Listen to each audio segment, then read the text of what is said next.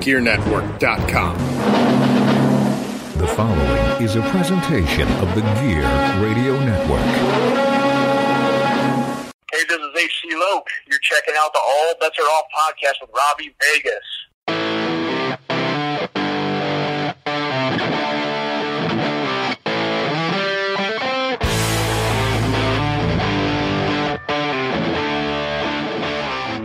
Well, I mean, on that note, since I'm already rolling, let's just say welcome to the All Bets Are Off podcast. And thanks for being here again, people. And I'm here with, in case you can't tell, JC Money, who is the owner of the GERE Network, where we stem from. So what's up, man? What's going on? Wait, are you actually putting that whole piece on the air? Thinking about it. You son of a bitch. Don't you dare do that. No, I won't. All right, cool. I am doing well, Robbie. Happy to be here. How in the hell are you, my man? I'm doing good, man. I would say I feel like I haven't seen you in forever, but it's been less than a week, which is awesome. Big fan of yours and your work and what you do, not just the podcast, but wrestling as well. So I was happy to actually physically be present to see you in action. Well, thank you. I appreciate that. You beat me to it. I was going to say, just got to see you, and it felt so good to be back in the ring after almost. It was like a year and 6 days since my last match, and that was really something. Oh boy, I got you beat there, but with any luck, that fortune will change. I hope so. So let's just kind of jump into it and tell me where you fell in love with professional wrestling. I fell in love with professional wrestling when I was younger. My first actual memory of wrestling was Roddy Piper hitting Jimmy Snuka with the coconut. And I don't believe that I watched that live. I can't say. It was so long ago. Mm-hmm. But I do remember seeing it, and I do remember being like, holy crap. That was funny. And that's kind of funny to say because at the time, if it happened live, I would have been 4 years old. Right. When that happened. So I must have been like 5 or 6 seeing it on a tape or something because I thought it was hilarious. And that's what actually made me a Roddy Piper fan. And that's what led me towards watching more of pro wrestling. And then I just fell in love with everything about it. The theatrics, the just everything. It was up my alley and I enjoyed it. You said you watch it possibly on a tape. What is a tape? I don't understand. Oh, yes. Yes, for all you young folks out there, you dumb jerks. No, I'm kidding. The VHS tape, a video hi-fi system tape, I believe that's what the acronym is. I don't know. I could have just made that up too, but either way, it was on an old VHS tape where we had to put it in a VHS player. And there was no skipping like nowadays, and certainly there was no digital or anything like that. It was all standard definition, hi-fi 480. I mean that was top of the line back then, though. Now, do you still hold like a high regard for Roddy Piper and Jimmy Snuka? Is that like a special thing for you? Well, I actually got to have a decent phone conversation with Roddy Piper once. Oh wow! I was put in touch with him, and I got to tell him how I felt. And what he meant to me. And I actually got to wrestle Jimmy Snuka. So, of course, I wasn't wrestling Jimmy of old. I was wrestling old Jimmy. And that was an adventure all in and of itself. Poor Tito Santana was his tag team partner that match and had to do all the work. But yeah, I mean, I had an affinity for Jimmy Snuka, all, personal issues aside with what happened with him and the case that he was involved in and the accusations and all that stuff. That's none of my business. But Roddy Piper was my, for all intents and purposes, Babe Ruth for wrestling. He was what brought me to the dance. Okay. And I let him know that too. And it was, I'm sad that I never got to meet him before he died. Yeah. But he was the reason I did that. Of course, now in my older days, as I review Roddy Piper footage, specifically from the mid '90s in WCW, had he left it, he would have been a Hall of Famer had he stopped wrestling and stayed retired after WrestleMania 10 when he was the referee again with Bret Hart. I think he just he was a little dated, and WCW just didn't know any better because for a long time they were number 2 to WWE's number 1, so they just let it go. Let me ask you this then: how do you feel about his WrestleMania 12 with Goldust, the Hollywood Backlot Brawl? swallowed my own spit there. Choking like a freaking idiot here. Meanwhile, I'm just asking you a bunch of questions. Meanwhile, you're asking me a bunch of questions, you chode. His WrestleMania 12 match with Goldust, I did enjoy.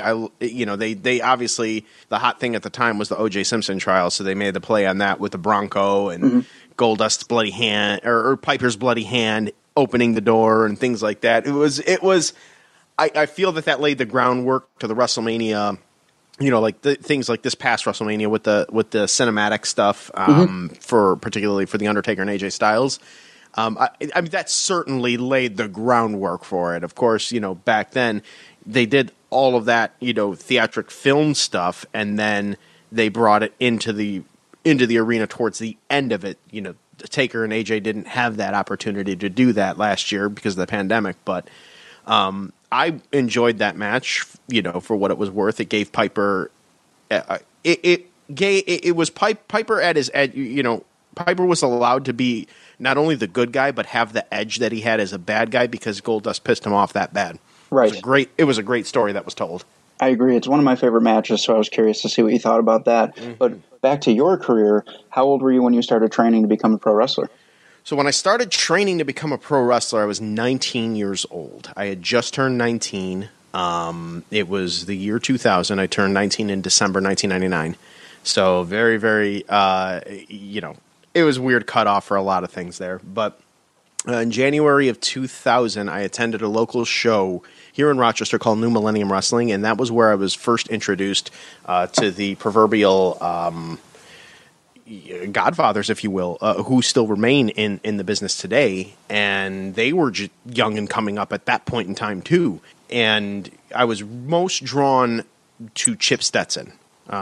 Chip performed in the tournament at that show to crown the champion. He lost in the finals to Jason Atlas, but Chip was not much bigger than I was at that time, and I was small. But it was the first time that I actually attended an independent wrestling show live and in person, and at that point realized, okay, there are people my size or close to my size that are doing this. Maybe it's not out of the realm of possibility that I could do something like this, be involved in some way, shape, or form. So January 2000 was when that happened. A couple of weeks later, at the end of January, I had my first tryout, and Hellcat was the one that gave me my first tryout. Okay. So Hellcat was the one that gave me, took me through the ringer, so to speak, kind of, taught me how to bump real quick, hit the ropes, things like that.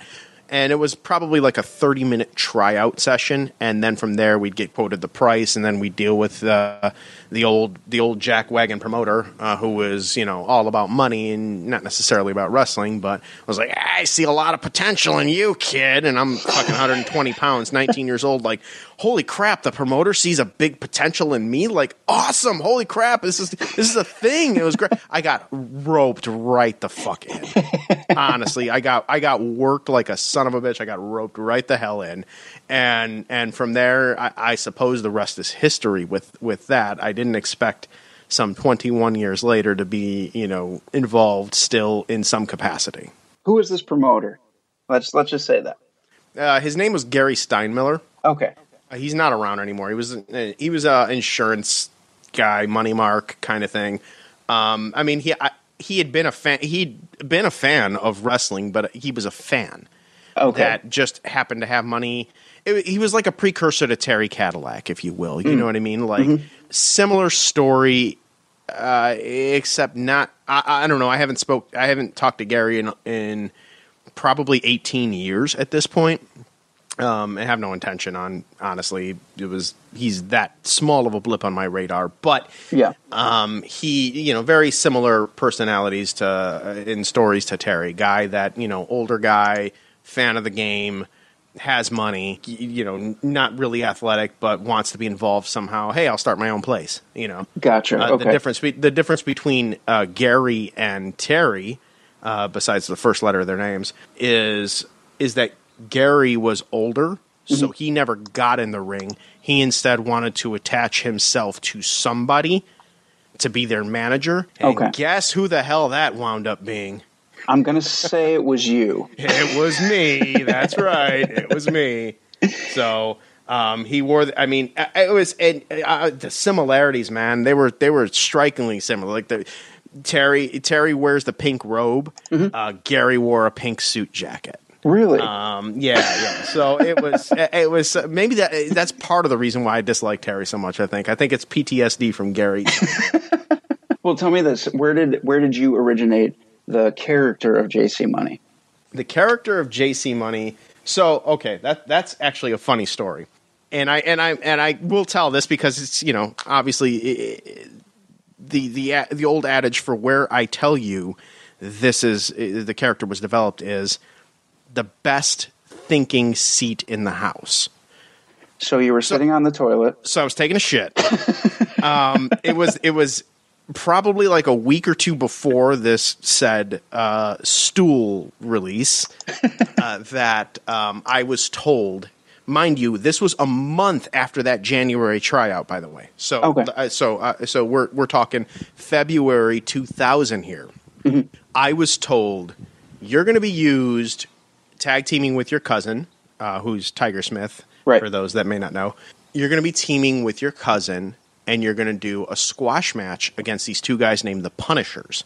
I didn't know what the hell a squash match was, but I heard that I was going to be used on a show for a TV taping, and I was like, okay, wait a minute. I don't really have gear. I don't have shit. And back in those days, it was not like the networks that are built today where you can legitimately post on Facebook and be like, okay, like I'm going to do hint hint wink wink in a couple of weeks. Where can I get gear?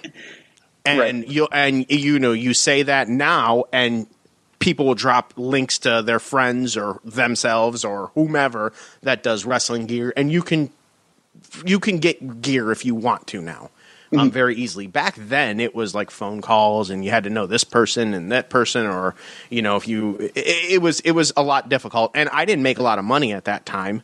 I don't make a lot of money now, but I certainly didn't make any back then. So I didn't have a very large budget to go. I was on my own. I was 19 years old. Rooming with Tiger and some friends, and barely had money to be broke.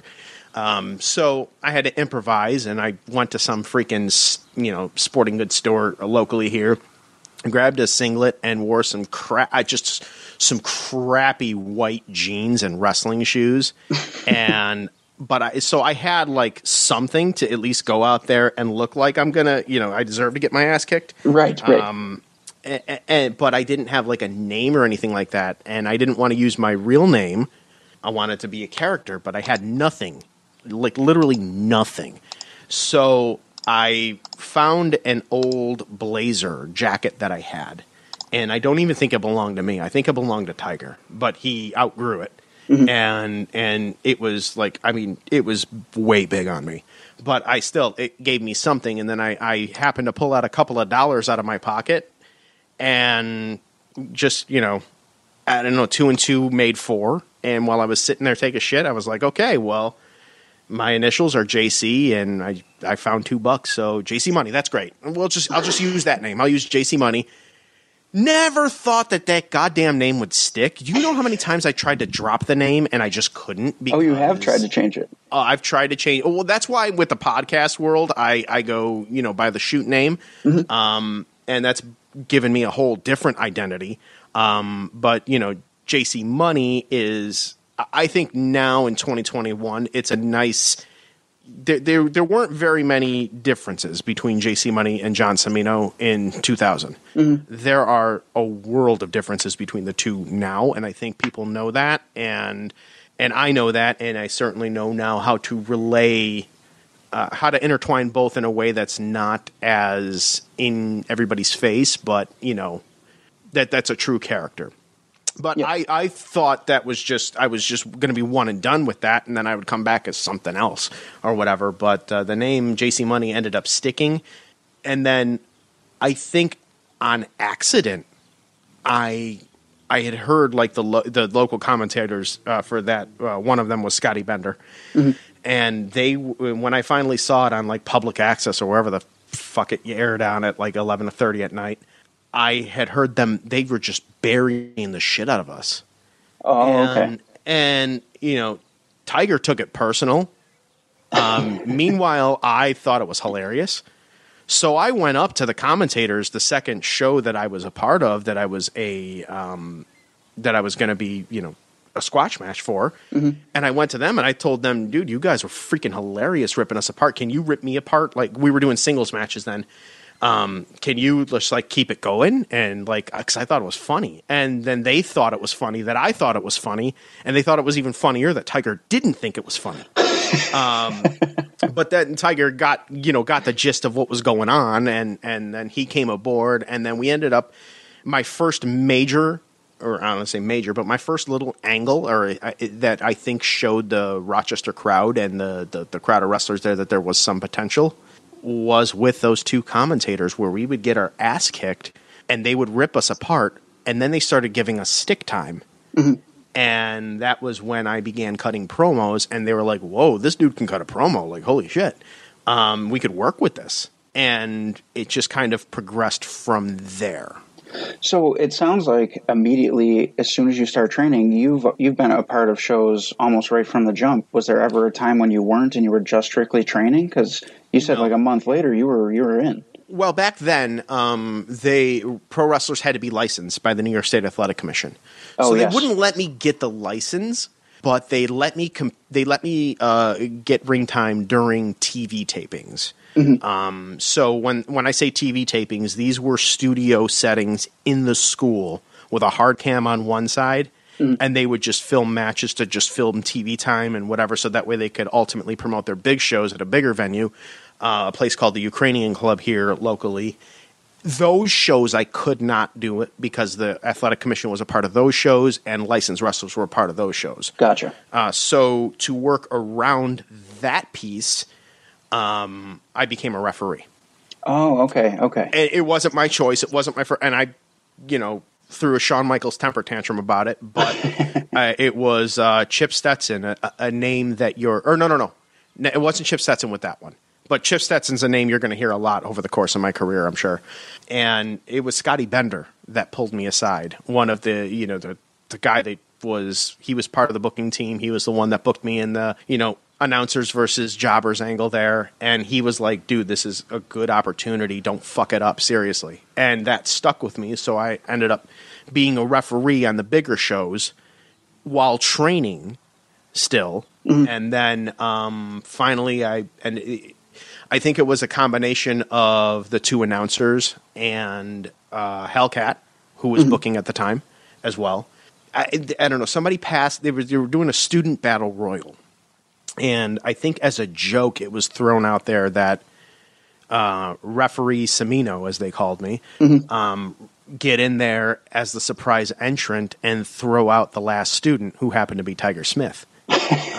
And so we did that, and then it spiraled into Gary, the promoter, being like, all right, I think I want to manage this guy, and I'm gonna make him my nephew, and we're gonna get all the gold and melt it into jewelry or some some weird wacky shit. It was the dumbest fucking storyline ever. So super shindy. But again, at that time, by that time I was 20 years old. I wasn't even old enough to legally drink in the United States. I did plenty in Canada, but I was, young and impressionable and was like, fuck yeah, let's do this. And so I went with that shitty storyline. It was terrible. Honestly, it gave me a little bit of a bad rap with some of the older established stars that were there. Mm-hmm. I didn't know any better, but in the same, I think that they grew to respect it because they themselves probably would have done the same thing if they were in the same position that I was in. Right, of course. And now we talked about how you were in shows all through training, but the majority of your training is what is now the Flower City Wrestling Academy, right? The roots for that, the training academy, it stemmed from New Millennium Wrestling, absolutely. Hellcat had a very big hand in training at some point. Originally, the original head trainer was Barry Hardy. And yes, yeah, and you want to know what I learned from Barry Hardy? That he was a WWE superstar. That was he made sure to drop that motherfucking reference every goddamn training session he could. When I was in WWE, we used to do this, and when I worked with this, he was like fucking Cue Ball Carmichael, except but like at least Cue Ball is personable. Barry was just a self-mark, and he barely trained. I learned the International, which for those that don't know what the International is collar and elbow tie-up, headlock, hit the ropes, shoulder tackle, opponent drops down, leapfrog, hip toss, arm drag, body slam. Then you flip and you do you do it in reverse to the other guy. That was the extent of Barry Hardy's training. After that, it would be like, okay, everybody out of the ring and watch us all fuck around, and that would be it. And it sucked. And then Barry had a money dispute or something to the effect, and he ended up leaving the training role and just wanted to be they booked him to be the champion, and he just wanted to do that. He didn't want to train anymore. So the new Millennium Wrestling program got H.C. Loke to be the trainer, and that was the guy. And I'll say it over and over again. I've said it on podcasts. I've said it on radio shows. I've said it to anybody that would listen. Loke is the guy that I truly and fully credit as my trainer. And that's funny, because I was going to bring that up, that you talk about Loke being your trainer as your core trainer. Now, did you go out outside of Loke and do any kind of, I don't know if this was like something that would happen a lot back then, but was there seminars, was there things like that you can do? To my knowledge, there were not very many of them. And okay. I say to my knowledge because, again, a lot of things were secretive. It was a very I'm a do me kind of business back then. You know what I mean? So you had to really, I hate to say kiss ass, but you had to kiss ass to get somewhere. And I never really did that. So I just I was a little late to the traveling game. My first out-of-town gig, as a matter of fact, didn't come until probably about 2003, I think, and that was because of Chip Stetson. Oh, really? Mm-hmm. Okay. Yep. Chip was the one who gave me my first out-of-town opportunity, and that also helped us become close personal friends that we've been, from that point in time until this very day and beyond. Like Chip, I owe a lot to Chip Stetson, and I'm sure later on in the journey here in this podcast, I will explain to you why. But I owe a lot to Chip Stetson. He was the one who gave me my first out of town opportunity and helped make me relevant. And we just saw him this past weekend, also. I sure did. I was hanging with him the entire time. And I'll tell you what. It's pretty cool to say that you say H.C. Loke is your trainer, because I wrestled one of his current students just this past weekend. I know. He and I actually filmed a little personal message together and sent it to Loke. Oh, that's awesome! And of course, he gave the heart he gave the heart reaction emoji and all that stuff. He was. I fancy when news spread of my being there at Flower City Wrestling Academy that he was a proud Wrestle Papa. Yeah, I'm sure. At least that's 100%. The vibe I got, and that's what I'm going to stick with. So, Loke, if you're listening and you didn't feel that way, don't tell me. Just let me live this fantasy, okay? He's one of the best guys, one of my favorite opponents. And I love him. I've worked with 4 of his students now, and they're always so respectful and well-trained. It's amazing. Well, you know what it is, and I did mention this when I appeared on the wrestling show a couple of months back, that I feel like it's hard to articulate exactly how good of a trainer H.C. Loke is. Yes, he is just. I mean, again, this is coming from the guy that was given the Drew McIntyre speech, the Chosen One speech, right? Mm-hmm. In front of at 20 years old and 130 pounds, and this old guy Gary Steinmiller is preaching to everybody how he's going to put me over everybody and blah blah blah blah. He's the chosen one, yada yada. Like legit, it was the fucking Drew McIntyre speech, and nobody liked that. And so I was, kind of coming from behind, if you will, in terms of, I felt like they gave it to me a little harder. They gave me the business a little harder. Like, if I was in the ring, I'd get, I'd try, do the hip toss, but there would be a little extra oomph with that hip toss, or the little extra oomph with the clothesline or whatever. You know what I mean? Yeah. And I kept getting back up and kept coming back. And I feel that I earned their respect. and they laid off after that. Like there was a moniker called Gary, Gary's boy. That's Gary's boy. That's Gary's boy. Well, then we all started yucking up about it. So anytime they'd call me Gary's boy, I'd laugh and be like, "That's right, motherfuckers. What you got?" And then I'd be booked to lose, and then whatever. It didn't, but wins, losses doesn't matter to me. So it was about having fun, telling a story, and I was glad that I got to earn their respect enough for them to see past the whole facade of the Gary's boy shit. Yeah. And Loke was the one who really broke down the business aspect, what to look out for, footwork in the ring, looks to the crowd, what to look out for with promoters, which was what led to Gary saying basically "fuck you" to me, because when I realized that what Gary was doing was not making me look good, the one thing that's never changed with me has been my gift of gab and my ability to just say whatever the fuck I gotta say and get it out of the way and stick to my guns with it.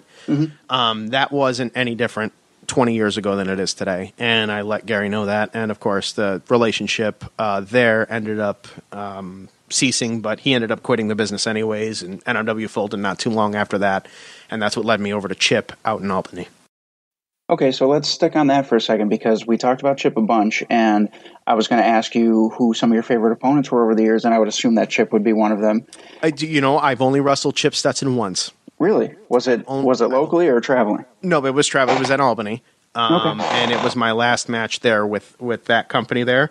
Chip, Chip went over me, but it was one of those things where I was like, all right, the people you're working with, the people you're dealing with. Again, another thing to look out for, thanks to Loke, was, they were taking advantage of people. It was so stupid back then, but they were making the Rochester young boys that were the NMW young boys. Yeah. And really they were making anybody, because they were trying to skirt the system of, and when I say they, I do not mean Chip Stetson at all. I mean the partners, the money marks that were funding what was Chip's dream that ended up becoming the owner's dream for his son. I said they were charging out-of-towners to skirt the system to train. So they would make people pay, they would want people to pay $20 to train, but then they would pay them only $5. They'd pay them $5 after the show, and then they try to say, so it's really like you're paying $15 to train. And I can remember, I will never forget this as long as I fucking live. So I was one of the group of guys that would show up there. I'd leave Rochester at about 2:30 to get to the show, to get to Albany about 5:30, 6 o'clock, go work the show, fuck around or whatever, and then drive back home. I was one of those guys. There's a few others. Brody was one of them as well. He was working there by that time. But Hellcat was there for a bit, and they tried to pull that shit on him. And I shit you not, it was the funniest fucking response, because I told them, I said, you think, because I told them flat out, no, I'm not doing that shit. I don't care what you say. Right. And they're, well, I mean, everybody's going to do it. Hellcat's going to do it. I said, is Hellcat here? Did he already do that? They're like, no. And he's on his way. And I was like, good luck telling him that. Good luck. And sure shit, he walks in. They walk into the office.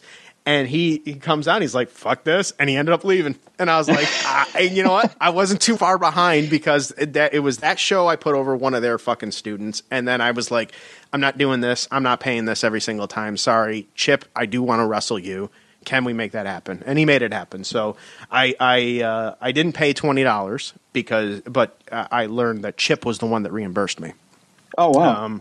So I gave them the $20 begrudgingly, because I wanted to work Chip. Then when I got my pay envelope, the $20 was back, and then Chip gave me a wink. So that was that. I didn't expect him to do that every single time, and I ended it there wrestling Chip, and it was a great experience, and ultimately it led to what is now Flower City Wrestling Academy / UPW, because not too long after I left Chip's place, Hellcat started the Kayfabe Dojo, which is now Flower City Wrestling Academy. Okay. And I was one of the first people he called. And, company history, man. I was the first match in UPW history, wrestling Dickie Sanchez at their very first show. That is excellent. And yes. And now you broke the internet because you're back. Well, I don't know if I'm officially back. I'm not gonna assume, but I have a good feeling that yes, I am. I joked with Chip and I said this must feel like how Bruno Sammartino felt when he, and WWE made amends. And then he was back there for that WrestleMania where he got inducted into the Hall of Fame. I'm not saying I'm getting inducted into the Rochester Wrestling Hall of Fame or anything like that, but similarly, Bruno and Vince had a massive falling out. They didn't talk for years, and then Triple H was the one who kind of bridged that gap and brought them two together, and then they worked together until Bruno's death, and everything was cool, and that was. That if you want to put it in that context, I'd be Bruno, Hellcat would be Vince, and Chip Stetson would be Triple H. Yes, yeah, absolutely. And maybe I'm just jumping the gun on it too, because I'm excited to see you back there because that's my home. Upstate Pro is my, I worked really hard to get there, and I worked really hard to get to the main event there. And I'm very proud of all the matches that I had there, and I've been wanting to wrestle you for so long. I am too proud of how you've come along, especially there. I do not or did not watch a lot of UPW stuff, but unless it was brought to my attention, whether it was a wrestler that was there that shared their link as hey, can you check out my match for me or whatever, and you were one of those wrestlers. Yes, yeah, that's right. And then you joined my network, and I'm like, okay, well, you know what, he doesn't have to tell me every match. I can follow along and see what matches. And your stuff has been pretty good there. And that match with you, Cloudy and Loke, was one of my favorites. So and you stood out in that match a lot. And then just watching you this past week with the other guys, you were definitely the ring general in that match, which I was like, wow, man. Has that time really? Has it been that long? Now Robbie's the general? Holy shit. You know what? First of all, thank you for saying all that. That's super awesome to hear, because I don't know if I mentioned it yet on this show, but one of my first indie T-shirts I ever bought was yours. So that was pretty cool. You told me that privately. I remember being blown away by that. When I found out that you, and I think it was on the infamous thread, I found out that you and Kevin Bennett had bought JC Money shirts. I was blown away. I was like, really? You guys did? Now you guys are wrestling and doing way better than I ever did and ever could. That's fucking awesome. So, so yeah, that's actually one of my favorite things to kind of brag about is that, I mentioned you and I mentioned Kevin Bennett as having been at one point in time JC Money fans and yes, enough to buy a shirt. And when I was fucking around with IWF a couple of years ago, Kevin Bennett and his brother Kyle were there. And we were at the after party afterwards, and he was like, Kevin Bennett pulls me aside. He's like, dude, my dad's wearing your JC Money shirt right now. I told him that you were going to be here, and I'm like, get the fuck out of here. But so that was awesome, and I love hearing stories like that. Dude, the weirdest feeling about this past weekend is I meet these kids, I have the match, and afterwards they're like, sir, it was an honor. And I'm like, who the fuck are you talking to? Yeah, man. I'll tell you, the first time I ever experienced anything like that, no lie, was in 2004. Oh, the UPS guy is pulling up here right now. I'm in my garage, by the way, and I'm expecting a package. So we're going to have live on air me receiving a package. Wow, that can go a lot of ways. Well, hey, you know what? Because it's the radio world, I'm gonna leave it to the imagination. There it is. But anyways, the first wrestler that actually told me that I inspired them, similarly to how I feel Chip inspired me, was Eric Eminon. Oh, okay. Eric Eminon was 12 or 13 years old in a crowd. And I think it was the first no, he said he was 11 or 12 years old, and he had seen me on TV with New Millennium. Okay. And he shared the similar thing that I shared with Chip Stetson. And, here we go. The UPS guy's coming here. Hey, how's it going, dude? All right. Leaving all of this in. Yeah, you just set it right on the chair there. Awesome. I'm doing this live on a podcast right now. Take it easy, man. Thank you. There you go. First for ABAO. Leaving it. Do it. You absolutely leave that shit in there. But Eric had seen me on TV wrestling, and he had told me back in 2004, I believe it was, the same thing that I say about Chip Stetson was, I saw you on TV, and I'm like, yo, this guy's my size, and he's doing it. Like, I can actually do this. Mm-hmm. And he started training, and still to this day says that, and says it to me, and I'm still very blown away by it because he was the first, Yeah. And so that kind of, that was the first time, and I always felt weird with that. But now, seeing people, I mean, just the sheer amount of people alone that have told me through messages or whatever that they want to wrestle me now and work with me now that it's a very strong possibility that will happen, is just it's humbling to me, and I never would have imagined that I would have had, number one, the staying power, and number two, the impact to have people that are generations younger than me tell me that they would like to work me sometime because they have seen my work and have heard of my work and have followed me through even my time away. It's very humbling. Well, let's stay on that for a second, because you said you had no real vision for something like that coming about, or this many years later. So where did you see the end game? The end game? Yeah, for what me? In your mind, were you couple years, try it out, whatever, and I'm out, and then it just kept going, or what was it? Oh my goodness, I honestly I couldn't tell you. I didn't really have a goal, honestly. I know there are some people out there that'll be like, okay, well, my goal was WWE in 5 years, and if not, then I'm done or whatever. I didn't. I just rolled with the punches. For me, I needed it because I was young on my own. Very impressionable, and I'm not ashamed to admit I was bullied in school. Because I was always smaller and things like that. And back also during my high school days, pre-Attitude Era, wrestling wasn't, you were made fun of for being a wrestling fan. Yeah. So I came into New Millennium Wrestling, and there was a group of people that loved the same thing I did. So for me, it wasn't necessarily. I wish now I had a different mindset. I wish I had my brain from today back then, because I probably would have. I at least made Ring of Honor. I feel. Yeah. But I didn't know. I was just going to ride the wave as long as I could, but hoped that I made some friends along the way. And it's probably wrestling business like to say, but that was where I was at that time. Okay. I mean, that's fair. Now, I want to talk about two things kind of linked. So now, fast forward 21 years, and who, looking back, would you say are some of your favorite opponents? But going forward, who are you looking forward to working with, either again or for the first time? Some of my favorite opponents. I think my neighbor's about to pull into my driveway right now. Jesus Christ! Now everybody wants to come on. Everybody wants to come on the All Bets Are Off podcast. It's a very popular podcast. It's a very popular podcast, apparently. But I just waved him off. He'll come back when I'm done. I'll shoot him a text message. But I'm sorry. What was the question again? He threw me off. He threw me off, not you. That's his bad, not yours. So, looking back, who would you say are a handful of some of your favorite opponents through the years? But going forward, who are you looking forward to working with, even if it's again, just in general? Some of my favorite opponents over the course of time, Chip Stetson, definitely one of them. He was one of my favorites. Kevin Dunn.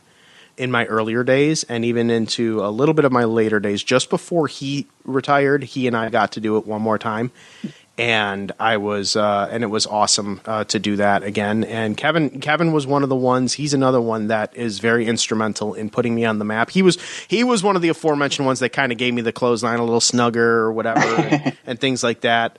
He was the class before me.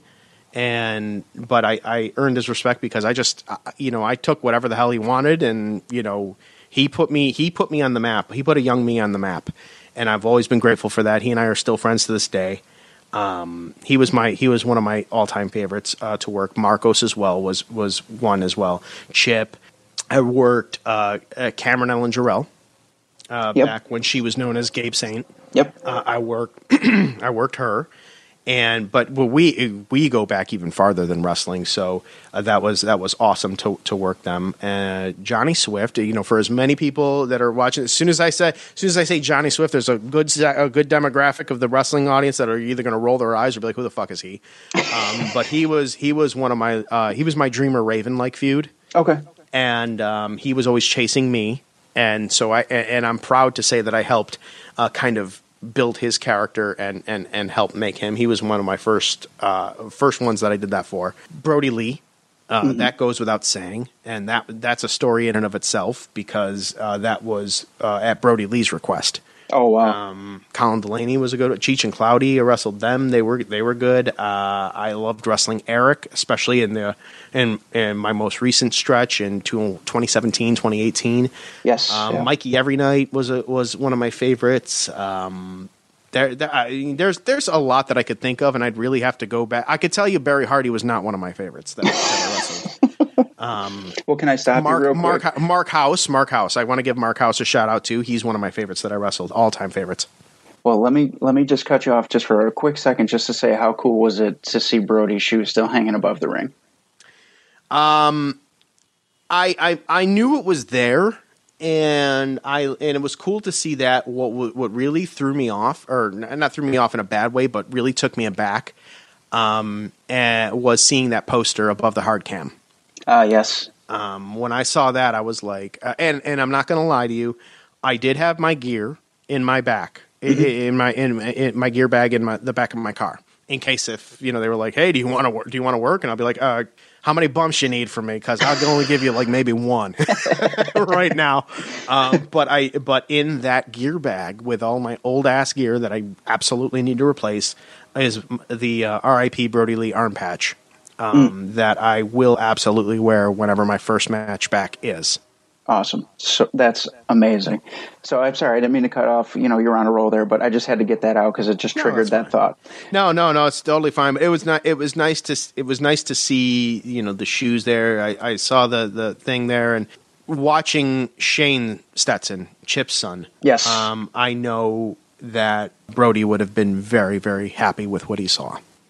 Excellent. Well, in that same vein, then, speaking of the next generation, are there guys that you're looking forward to working with going forward? And that includes guys that you've even worked with before but want to do it one more time. Well, I can tell you, I have a list of people that I'd like to work. I don't know realistically, physically, if it's possible to get everybody that has not only requested, but that I'm requesting in before I truly call it a career. But right off the bat, Gavin Glass is somebody that I've always thought had potential. I first saw Gavin in 2014 at Pier 6 Wrestling, and I think he was maybe like 15 or 16 at that time, but he was used.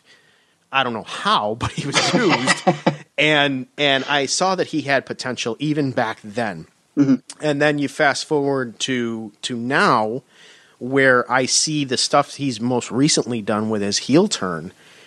And the one thing that I always thought about Gavin was that I always felt like he tried too hard to do the super indie sequence stuff in every match. Yeah. And I just wished that he would just slow it down and break it out. It doesn't have to be broken out every match. But once in a while, we know you can do it. Break it out when you need to. I think he had a look about him, some kind of look that he didn't need to do all of that stuff in order to get a reaction. Right. So I saw his most recent match at the Flower City Wrestling Academy. It was him against Cody Love, and his mannerisms. He was clearly the heel in that match, and his mannerisms matched the vision that I had always had of him, where he was slow, but at times if Cody got in the right position, boom, quick kick, boom, this, and then he would slow it back down. And I was like, holy shit, that's awesome. So Gavin Glass is somebody I've always wanted to work before, but now after seeing that, Gavin Glass is definitely somebody I want. Chip, I want to wrestle Chip again, and also I want to wrestle Shane or work with Shane in some way, because when I say that somebody has it, whatever it is, Shane has it. Yeah. And I see it, and anybody who knows sees it. The thing is once he needs his fine tuning, he needs his seasoning, and it's great that he has a father like Chip, and quite frankly, an uncle like Brody was to him. That he's being guided in the right direction. He's not getting it. He's not getting it into his head. He's been around it his whole life, so he already comes in with an understanding. But once he gets that fine tune, that fine seasoning, he's going to be on Garcia level. Yeah, I agree. I totally agree with that. There's just, I don't know, he just has a natural charisma about him that he doesn't even need to tap into. It's just kind of there. And there's so many more. I've never wrestled Steve Cruz, not once. Really? Not once. It was like my Bret Hart Jake Roberts thing. I never wrestled Steve Cruz. Christmas hardcore match or anything. Yes, Christmas hardcore match. You guys will get 2 bumps from me with that one. You're gonna have to be the bump monkey on that one between Steve and I, Rob. I was just thinking that, and I was like, damn. You're the one that's gonna be going through the Christmas tree. Yeah, of course. I mean, I'm willing. Okay, good. You heard it here first, folks. No, that's a good list of people that I and honestly there's so much more. But if just shooting right off the cuff right now, Gavin Glass, Shane Stetson, Steve Cruz.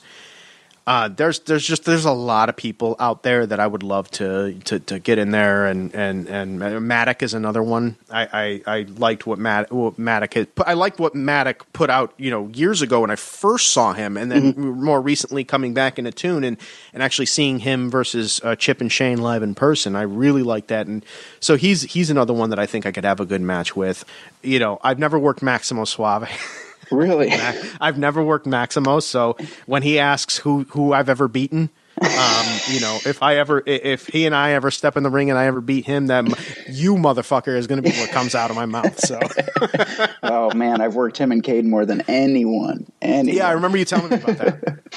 So, I feel like I could talk to you for like 3 hours, so we're probably going to have to do a part 2. But I want to talk to you real quick, curve away from wrestling for a second. This will be my final question, and then we will have to do a part 2 because you have many more stories. But to curve away from wrestling, podcasting, like you're the owner of the GERE Network, and you have, how many shows? 7 shows on the network right now? I'd say 6 now. 6 now? I don't know the stat. Honestly, I don't know the status of Turnbuckle Talk at this point. Okay. They've been kind of dormant, so I think for right now, actively 6. Now, but if you include Turnbuckle Talk, then 7. I'm assuming that this came from. I'm going to take this all the way back. I'm going to tie everything together right now. Ready? Oh boy! All right. So you love Roddy Piper, one of the best promo guys out there. You find out that you're a good promo guy when you get into the wrestling business. Suddenly you're on podcasts, and now you're running the GERE Network full of podcasts, and you have no trouble talking and telling stories and being a good interview. So I'm assuming that this all ties together in some way, but where did that start for you?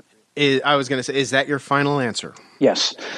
You would be wrong. Damn. So, honestly, my love for a radio and ultimately podcasting stems from an old terrestrial radio show called The Don and Mike Show, which was just there's a nice dog taking a shit right out there. Hey, you're picking that up, right? Yeah, you fucker.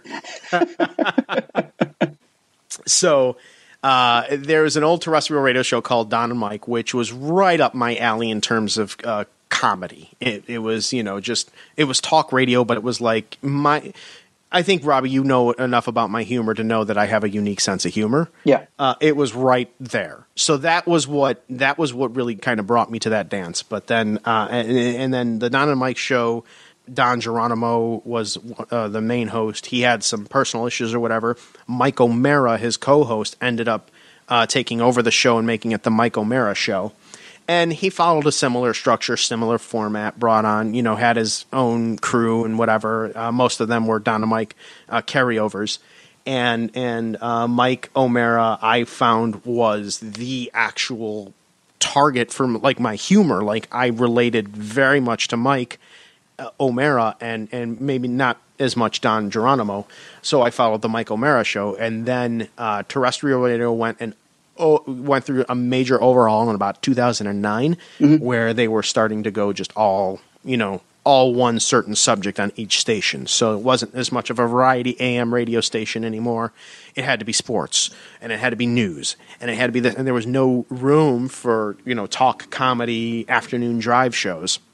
So Mike O'Mara and them got into podcasting back in 2009, and I started following them there and was having their, this is how old it seems now. I had them downloading onto my Microsoft Zune. Do you remember those things? Oh my, yes, I do. Yes. So when the Zune, I would connect the Zune player to my old computer at the time, and I would make sure to download the Mike O'Mara shows, and I would listen to them every single day religiously, and picked up bits and pieces from there. And just, I think it was about 2010 or 2011 was when I got the itch. It was like, I think I could do this. I really think I could do this. And then I stopped wrestling on the account of a shoulder injury that I had. Ended up putting myself through school. This takes us to about 2014 now, when not too long after my daughter Emma was born was when I decided to give it a go with podcasting. Again, I was, it was just kind of spitballing out there, and and seeing what, doing this, trying this program, seeing if this worked, and then going again, and it eventually blossomed into what it is now. I will say that I did not expect it to grow as quickly as it did. So we had a bit of a demand, more of a demand in late 2014, early 2015, than I was able to manage. So I had, brought on other shows and started, it started really becoming a thing. And from there, it just kind of grew, and I've met a lot of new people, like outside of wrestling, that are still connected through wrestling, but are also doing podcasting as well. There's an entire podcasting community, and it's very similar to the wrestling community, except nobody's really like digging at one another or anything like that. Like, everybody's really supportive of one another. That's a big awesome thing. I mean, just again, to go back to this past Saturday when I was at Flower City Wrestling Academy, Sean from the Closed Fist was there. Yes, and I'd never actually met him before, but we had exchanged messages throughout, through Facebook Messenger, with a common denominator to that being Matt Milan and the BICBP Radio Network. Yes. So we kind of all just kind of networked there, and we had a messenger relationship. So the first time I met Sean that I can recall was this past Saturday, and it was just like talking to an old buddy, regardless of whether or not we physically met before or what. And that's what the podcasting community has done, and that in a way has sort of translated into now my my golden years, so to speak, my final sunset years, I suppose I should say, with pro wrestling, is trying to maybe mix a little of the cultures together and help the wrestling community continue to grow and blossom, but not in the way of the 2000s way or anything like that, but just, being supportive and helping one another, being kind. And podcasting filled the void that wrestling left. And, for as much as I say wrestling is my first love, like, podcasting is right up there as well.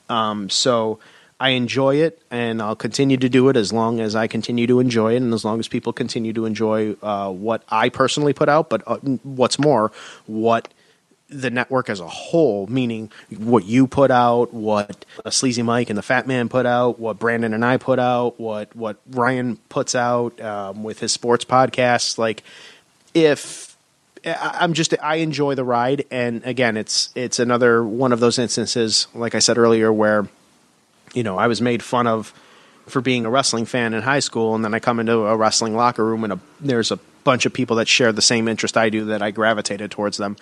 Same thing with podcasting, man, and it's done the same thing. Even if I had one listener, and I don't, but even if I or we had one listener, I would be perfectly fine, because it's fun to me. It's an outlet. It's a place to be creative, and who doesn't like cracking a joke on a hot mic and getting the feedback from it? I mean, I think that's pretty cool. Yeah, absolutely. And I'm right there with you with the podcasting, and you've given me the platform to do so. So not only am I thanking you for being on my show on your network, but thank you for putting it out. And I do want to do a part 2. So maybe in like a month or two, we do a follow-up, and we can just do some shooting and tell some stories. Hell yeah, man. I'm all about telling stories. And, now that the gap has been bridged, and FCWA was so very kind and welcoming. I did not. I will probably save this for the next time, but just to kind of, I guess, give a preview. But I didn't realize, you don't realize the impact you have on somebody until you really open your mind up to accept it. And I, for a long, long time, thought that I was universally hated because of my my history with Hellcat in particular. And as I had come to find out, this really could have happened 10 years earlier. And, had I been in a different mindset back then, it probably would have.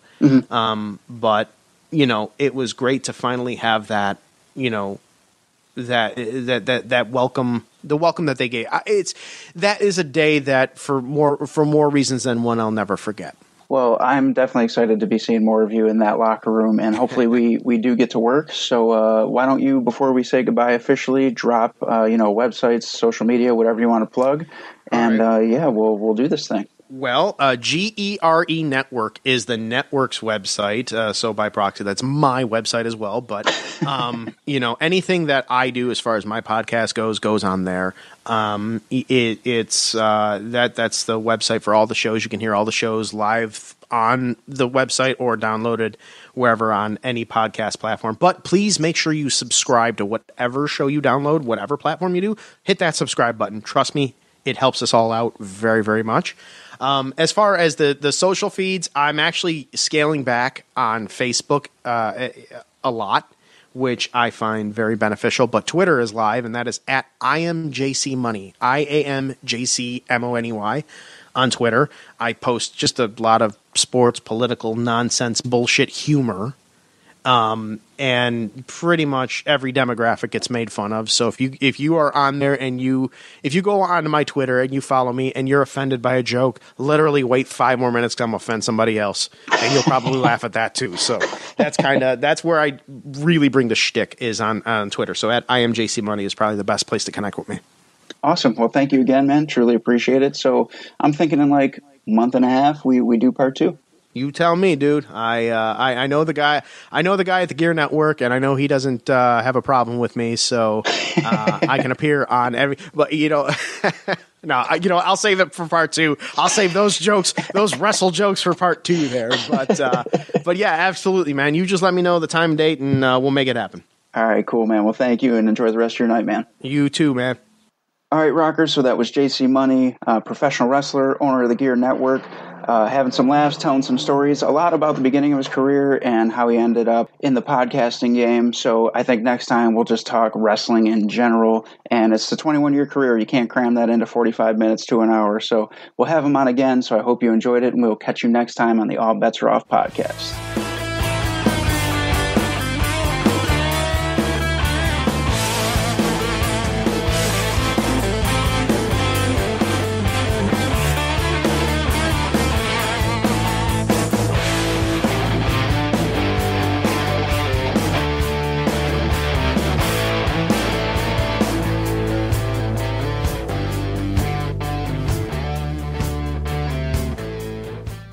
The preceding presentation has been brought to you by the GERE Network.